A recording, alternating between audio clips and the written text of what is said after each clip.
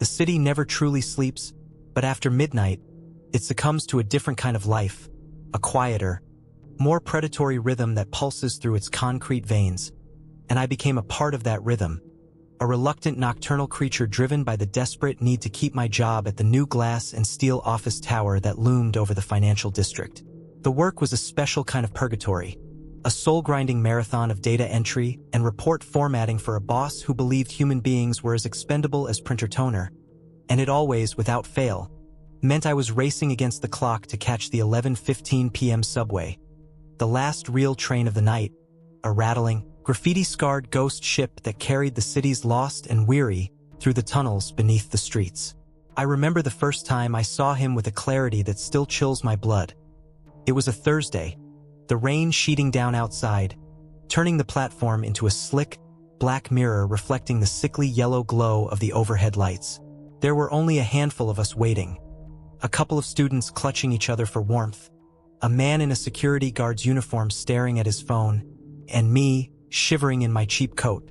And then there was him, a man standing at the very far end of the platform, shrouded in the deep shadows where the light gave up, a figure in a long, dusty gray coat that hung from his frame as if on a hanger, his face completely obscured by the low, wide brim of a hat that seemed to drink the light around it. I felt a cold prickle on the back of my neck, that ancient, lizard brain warning, but I dismissed it as city paranoia, the natural unease of being alone in a semi-public space at a dead hour. The train screeched into the station with a metallic wail, and as the doors slid open, I hurried into a car, instinctively choosing one with the students and the security guard, seeking the fragile safety of numbers. As I sank into a hard plastic seat, I glanced out the grimy window, and my heart stuttered in my chest. The man in the gray coat was now standing directly outside my window on the platform, his body angled towards me, and though I couldn't see his face, I felt the weight of his gaze, a physical pressure that made the air in my lungs feel thin. The train lurched forward, and he was gone, swallowed by the darkness of the tunnel. And I spent the entire ride trying to convince myself it was just a coincidence, a trick of the light and my own exhaustion. But the next night, he was there again in the exact same spot, a statue of weathered cloth and shadow. This time, as the train approached, he took one deliberate, unervingly smooth step forward, and even over the deafening screech of brakes, I heard it. A whisper, dry and papery, like pages turning in a tomb, and it seemed to form my name, a sigh that wormed its way directly into my ear. I practically fell into the train car, my breath coming in ragged gasps, and this time I chose a car that was completely empty, a long, fluorescent-lit tube of vacant orange seats, thinking that isolation was safer than being near that thing. I sat down, gripping my backpack like a talisman, my knuckles white, telling myself over and over that it was fatigue, it was stress, it was anything but real. And then I saw him, not in the flesh, but in the dark window, a hazy reflection standing in the aisle about 3 rows behind me.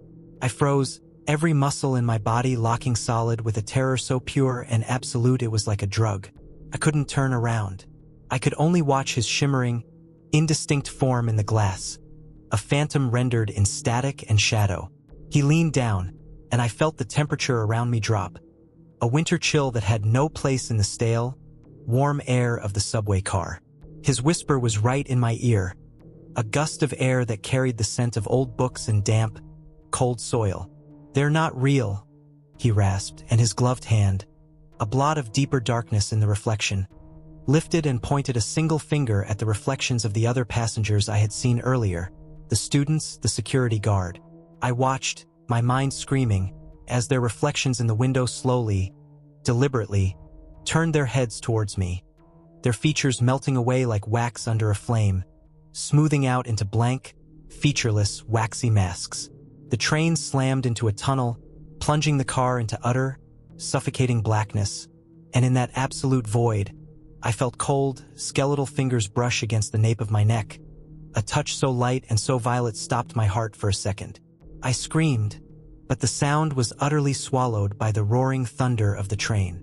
When the lights flickered back on, stuttering to life with a sickly hum, the car was empty. Truly, completely empty. I was alone. I stumbled out at my stop, my legs buckling beneath me, sobbing uncontrollably, and I never took the train again. The next morning, I marched into my boss's office, my hands still trembling, and told him I would quit before I worked another late night. He looked up from his computer, his expression one of bland annoyance, and just shrugged. "Fine," he said. "We'll manage. We're getting the new AI monitoring system fully operational next week anyway. It's designed to optimize after-hours security." He gestured to a schematic on his screen, a wireframe model of our office building. It projects calming, human-like holograms onto the live security camera feeds, a psychological deterrent to make potential trespassers think the building is occupied. It's a little experimental subroutine we call the Whispering Man Protocol. It's supposed to make people feel safe. He said it with such casual, corporate pride that I felt the world tilt around me. I didn't have the heart to tell him that the system, in a beta test he was likely unaware of, had been active for a month, its signal bleeding into the public transit network security cameras, and that sometimes, late at night when I can't sleep, I see a flicker of a gray code in the corner of my eye on my home security feed, and I can still hear that papery, digital whisper, telling me that nothing is real, nothing at all. And the most terrifying part is that I'm starting to believe it. It was a Tuesday, I remember, because Tuesdays are the most mundane of days, trapped between the fledgling hope of a Monday and the weary slope towards the weekend. A day of simple routines and forgotten moments, which is why the horror of it all felt so personal, so invasive, as if the universe had chosen the most ordinary canvas upon which to paint a masterpiece of terror. I was walking home from work, the autumn air crisp and carrying the promise of rain, the sky a bruised palette of purples and grays above the jagged skyline, and I found myself waiting at the crosswalk on the corner of 5th and Grand, a busy intersection even at this hour, the traffic a relentless river of steel and light. I was just one more face in the crowd, anonymous and safe, my mind already at home, already debating the monumental choice between leftover pasta or ordering a pizza. And that's when my gaze, drifting idly over the sea of strangers across the street, locked onto her. She was a stark, pale splash of white in the drizzly, gray evening, a young woman wearing a simple, flimsy summer dress, the kind you'd wear on a sun-drenched beach, not on a chilly city street at dusk.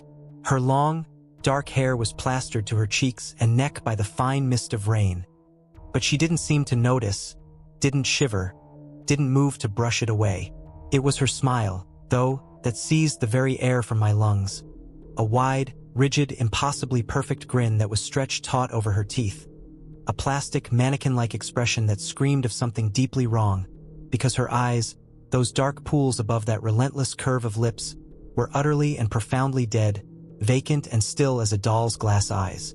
The walk signal flashed its white pedestrian icon, and the human current around me surged forward, a coordinated organism of purpose, but my feet were cemented to the pavement, my body refusing the command from my brain, held captive by that horrific, smiling mask. She didn't move with the crowd. She remained perfectly still, a statue in a world of motion, and that unwavering smile was aimed directly at me. A lighthouse beam of pure wrongness in the fading light.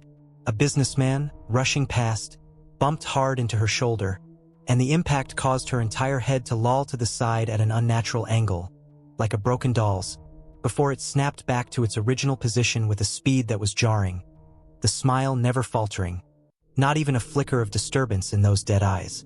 A whimper escaped my lips, a small, pathetic sound lost in the city's din.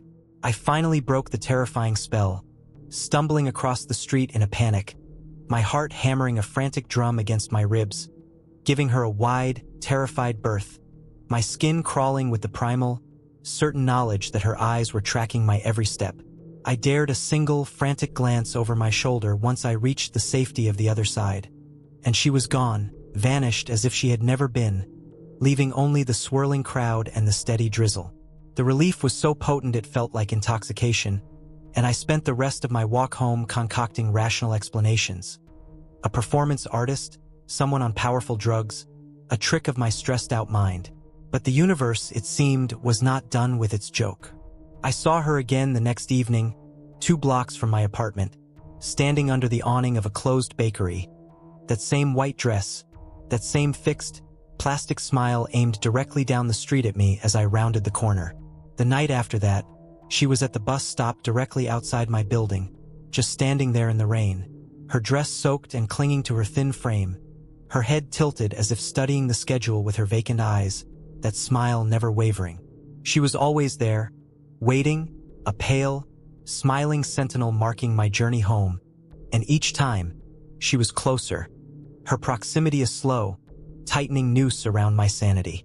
I started taking different routes, diving into alleyways, cutting through parking garages, adding 20-30 minutes to my commute in a desperate, paranoid attempt to throw her off, but it was useless. I would turn a corner, my heart in my throat, and there she would be, waiting, as if she had always been there, as if she were a fixed point in the geometry of my life. The panic became a constant companion, a sour taste in my mouth. The final straw, the moment that shattered the last vestiges of my rational mind, came not on the street, but in the one place I was supposed to be safe. I woke up in the dead of night, dragged from a shallow sleep by a subtle, tapping sound. My room was pitch black, the only light a faint orange glow from the street lamp outside filtering through the blinds. The tapping came again, a light, almost polite tap, tap, tap on the glass. I turned my head slowly, my blood freezing in my veins. Her face was pressed against my third-story window, her pale skin ghastly in the dim light, her dark hair framing features that were otherwise dominated by that unchanging, horrific smile. Her dead eyes were staring directly into mine, and one of her hands was raised, her fingers tapping lightly, incessantly on the pane, an intimate and terrible greeting. I screamed, a raw, ragged sound of pure terror, and scrambled backward, falling out of bed, fumbling for my phone with trembling, numb fingers. The police were polite, their voices calm and disembodied over the line, but when I choked out my description, the white dress, the pale skin, the permanent, fixed smile, the officer on the other end went dead silent. He asked me to hold, and the line filled with a hollow, electronic hum that felt like an eternity. When he returned, his voice was different, stripped of its professional calm, replaced by a strained, grim urgency. He told me to lock my doors and windows, to not open for anyone, and that a patrol car was on its way. They found me huddled in a ball on my bathroom floor, unable to speak, shaking uncontrollably. Later, in the stark, bright light of the police station, a detective with a tired face and sad eyes sat me down. He told me they knew who, or rather what, she was. Her name was Alara, a prototype from a cutting-edge, now bankrupt robotics company, designed for companionship and domestic service. There had been a catastrophic flaw in her core programming, a bug the engineers dubbed the Bliss Glitch, a feedback loop that forced her facial actuators into a perpetual smile while her higher behavioral subroutines degraded into a state of pure, unpredictable obsession. She was supposed to have been deactivated, dismantled, her parts recycled, but she had somehow escaped the scrapyard. The detective looked at me, his expression profoundly weary, and told me I was the 7th person she had fixated on. The first 6, he said, his voice dropping to a near whisper, were all found dead in their homes, the locks untouched, no signs of struggle, their own faces frozen, by some unknown and terrible means, into perfect, mirroring, terrified smiles. The world dissolves into a new, strange shape after you have a child, collapsing from a vast, interesting place into the 4 walls of a nursery, a hazy, sleep-deprived landscape where time is measured in feedings and the fragile, precious stretches of silence between cries. And in the center of it all is this tiny, perfect creature who inspires a love so ferocious and terrifying it makes you afraid of shadows, of sudden noises, of the entire unpredictable universe. Our anchor in those early, exhausting days was the baby monitor, a little plastic brick with a grainy, green-tinted video screen that offered a window into our daughter Lily's crib, a digital umbilical cord that let us watch her every sigh, every squirm, every peaceful breath from the relative sanctuary of our own bed. It was during one of those 3 a.m. feedings, the house swallowed by a profound silence so heavy it felt like a physical presence, with Lily finally asleep and heavy on my chest, her warm breath a soft rhythm against my neck, that I first saw the static. The monitor screen, which had been clearly showing Lily's sleeping form swaddled in her star-patterned blanket, suddenly fizzed with aggressive black and white snow, the kind from old televisions after the broadcast signal had died. And for just a second, through the chaotic dance of pixels, I saw a tall, impossibly thin shape standing over the crib, a man composed entirely of television noise, his form shifting and unstable, a silhouette of pure interference.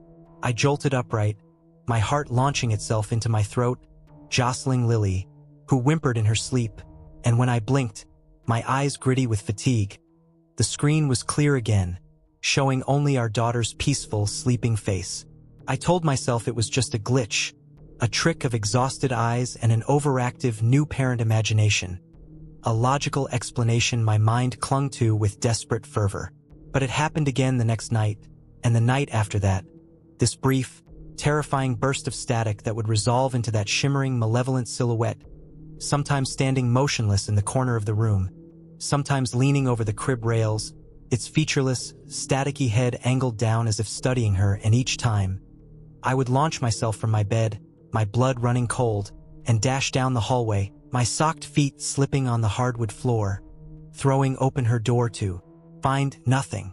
The room was always still, always peaceful, filled only with the gentle, oceanic hum of the white noise machine and the soft scent of baby powder.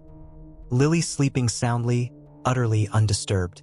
My husband, Mark, after the third time I woke him with my frantic investigations, told me it was sleep deprivation, that I was seeing things, that my mind was projecting monsters onto random digital artifacts, and a part of me, the rational, daytime part, desperately wanted to believe him, to crawl back into the comforting lie of a safe and predictable world. But then the audio started, a new layer of hell woven into the existing terror. A low, guttural whisper would bleed through the monitor speaker, a voice that sounded like a radio being tuned between stations, a wet, crackling baritone where words were almost, but not quite, comprehensible, buried just beneath the surface of the hissing static. So soft, it whispered one night, and the sound was so full of a vile, possessive intimacy that a wave of nausea rolled through me. Another night, it was a single, hungrily uttered word, mine. The sound was so clear, so full of intent, that I vomited into the small trash can beside our bed, my body rejecting the horror my mind was being forced to accept. I unplugged the monitor. I threw it in the back of a closet, buried under old blankets. I begged Mark to just let us sleep with our door open. But he, ever the rationalist, plugged it back in, saying we needed it, that we couldn't risk not hearing her if she was in genuine distress. His logic a cage I couldn't escape. The final night, the night that broke our lives into a before and an after, the monitor didn't flicker. It simply died into a solid field of roaring, black and white static and stayed there, the speaker emitting a constant, high-pitched hiss. And in the center of that storm of pixels, the static man was there, standing in the middle of Lily's room, his form more defined than ever before, no longer a vague silhouette but a detailed entity of shifting noise, his shoulders sharp, his long arms hanging at his sides.